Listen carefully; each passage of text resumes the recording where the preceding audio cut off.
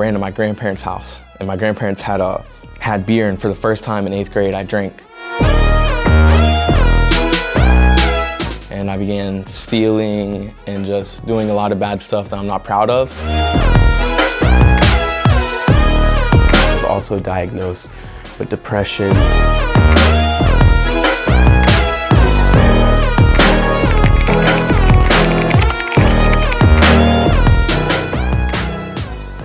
Hello, nice to meet you all. This is my story. My name is Dominic Feliciano. This is year 6 for me for fine arts. It's also my last year of fine arts.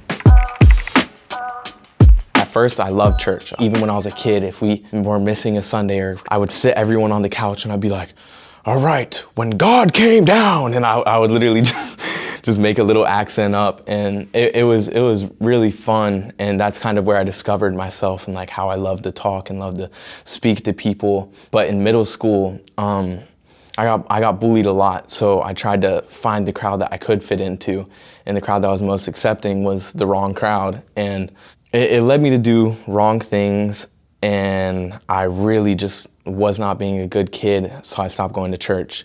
Of course, when you stop going to church, you know, you don't have that source anymore. You don't have the source of like, it was kind of like my foundation. So I was built on the rock. I decided that I was gonna leave the rock, and the rock never left me. I just chose to step off the rock, and now I'm swimming in waters that I don't know, and it was really like tricky, and it was hard, and I had to figure out which places I belonged, and I never really belonged in any of them, but I was still searching. When I felt alone and when I was trying to figure out myself, one of my things from being church hurt was no one was reaching out to me. I go to a Christian school. I've been going to a Christian school since I was in 3rd grade. But whenever I would go to a chapel and you'd see all these leaders that were at church at your school, I wished one of them would have just called me by my name and been like, hey, I haven't seen you in church, you know, we miss you, we want you here. But not one leader did that for me, and it just kind of felt like I wasn't needed. I joined basketball, and I had a lot of teammates, and I got a lot of new teammates. And of course, they didn't go to church either. So they started, you know, telling me to do this, do that. And I eventually listened, and there was one bad time. I had a bad car ride with my dad, and I was being super disrespectful, and I told him to shut up. And we were only maybe like a mile out from my house, but he kicked me out of the car and was like, you're gonna walk home if you're gonna talk to me like that, which he should. He was disciplining me, and I got mad, and I ran to my grandparents' house, and my grandparents had beer, and for the first time in 8th grade, I drank. That led me to experiencing like more things and more things, and I began stealing and just doing a lot of bad stuff that I'm not proud of, and fine arts kind of got me back into church. A kid named Tucker Briggs, pretty famous in fine arts. He's won a lot of stuff. He asked me to be a part of this group, and he told me the leader's name was Chris King, and I was like, oh my gosh, dude, I'm gonna be in Tucker Briggs' group. I'm like, this is fire, we're gonna win. But Tucker wasn't in the group, but Chris King was. And Chris King, that man's probably the most influential person on my life other than my parents. And that group really helped me like work through a lot of stuff because I wasn't going to church. I think it was after districts, they wanted to stay together because fine arts has the break in the month of May. And they were like, Dom, we don't see you at church. Why don't you come and sit with us at church? And at first I was like, oh no, I don't really like church. I don't like the people in it. Like I don't. But then I realized that like the church had changed for me. Like I didn't see the church as like a terrible place anymore. Like when I went in there, they were all super loving and caring. And I realized that like we were all kids back then going through a whole bunch of different identity crisis. And like, you know, I was church hurt in middle school, but I don't need to be church hurt now because we've all grown from it and we become our like own persons in a way. So then I went in, and from that point on, I just never stopped not going to church. You know, I was going to church every single week that I could. And yeah, that changed me. If we go back to my story, how I was hurt by these leaders who never reached out to me, I could have easily have reached out to them and used my voice to speak to them.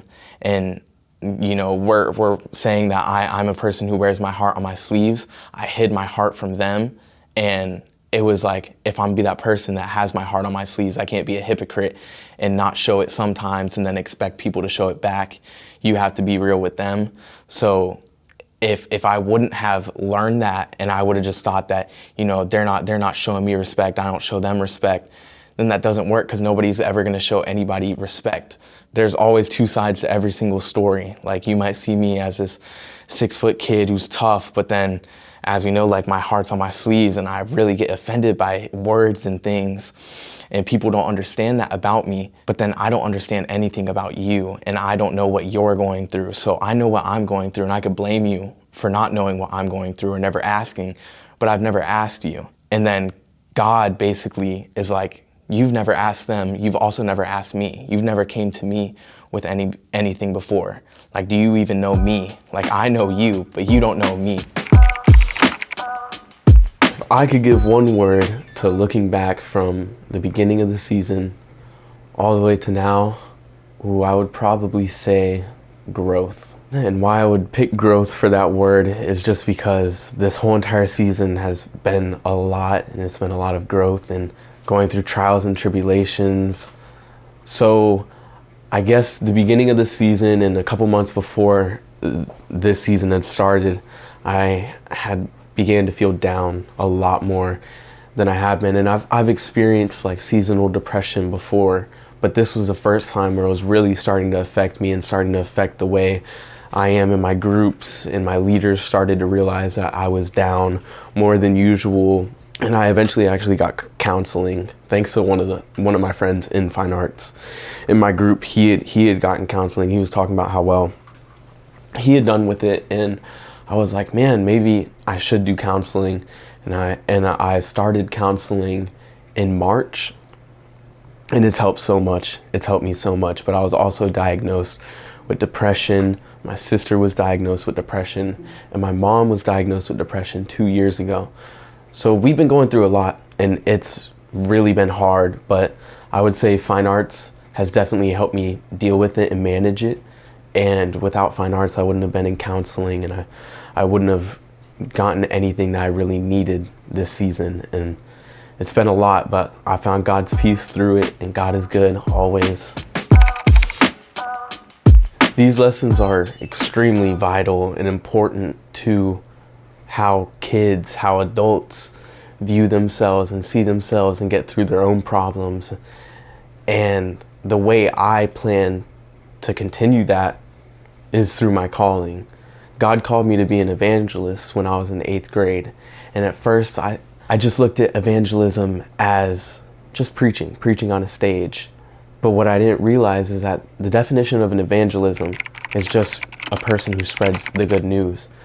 And fine arts has taught me that you can spread the good news through so many different ways. So that's what I want to do. I love poetry. I love spoken words. I love creating and writing. I wrote my reader's theater this year. I wrote a reader's theater for my senior chapel. And I feel like that has just helped me so much and made it so much more clear to me that this isn't just about preaching. This isn't just about being fancy on a stage.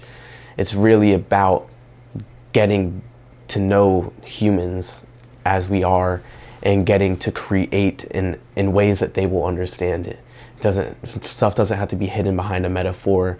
Stuff doesn't have to be hidden behind an analogy, but you can just speak the truth and have people understand that. And that's what I want to do. I'm going to figure out the ways I can connect fine arts to people and show them how to deeper understand themselves. Because I feel like everybody, if they could just dip in to fine arts, dip into their inner beings, their spiritual side, and they can connect that spiritual side to an art side and an art point of view, I feel like that's where we can get something really good for our world, because our world's hurting. Like, I have depression. I understand that the world's hurting. My depression doesn't define me. It's not my struggle. And I understand that I can rise above that. And God can bring peace no matter what label the world throws on you. God can bring peace through it all. And I just want to share that with everyone. Presenting now is Dominic from AJ.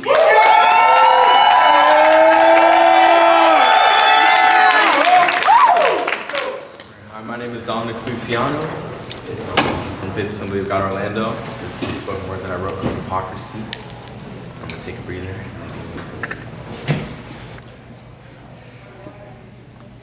Why do we use our voices like we can't comprehend that they're weapons, forming bullets out of our assumptions to the point where our voices, thoughts, and opinions become a gun that we love to shove down a sinner's throat just to hide the fact that we don't truly know who God is? Why have we strayed so far away from one of the greatest commandments there ever was? Why don't we love like Jesus first loved us? Because nobody knows how deep their words hit. You're 6 foot and 200 pounds. Hide your emotions and don't let them see. They'll never actually see you anyways because they all know me, right? He's a student leader at church, right? He's the pastor's student, right? He only wants attention, right? He only shines when the light's on him, right? He is not me. I am unknown to you. But your assumptions make me disappear. They destroy me inside with a smile on the outside. But I really want to cry, and keeping that alive makes me want to die. But no, you know me. You're allowed to say anything as long as it doesn't hurt you, but it hurts me. You ignored my cry for help long before I could shed a tear. Because you assume that you know me, trapping me in your assumptions. My emotions are now my consumption, and my stomach's full. I can't take it anymore. That's why I need you to stop. You don't know me.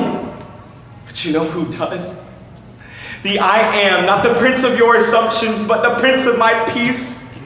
When I cry alone, he wraps me in joy. He is there turning my tears into blessings. My pain becomes ambition to put a stop to the act that you all know me. Or at least, I thought that's what he wanted, right? What I want, he wants, right? I'm not being selfish, right? This is a righteous anger, right? No. Can't you see, my child? Do not resent evil without turning the other cheek. I understand that they act like they know you, but you all act like you know me. I will always be there for you. But when's the last time you were there for me? When did the tears for all of my children become the tears for your desire? The desire to rise above your hypocrisy. Dominic, I'm calling you to more. Can't you see? I understand that they don't know you, and I know that you don't know them.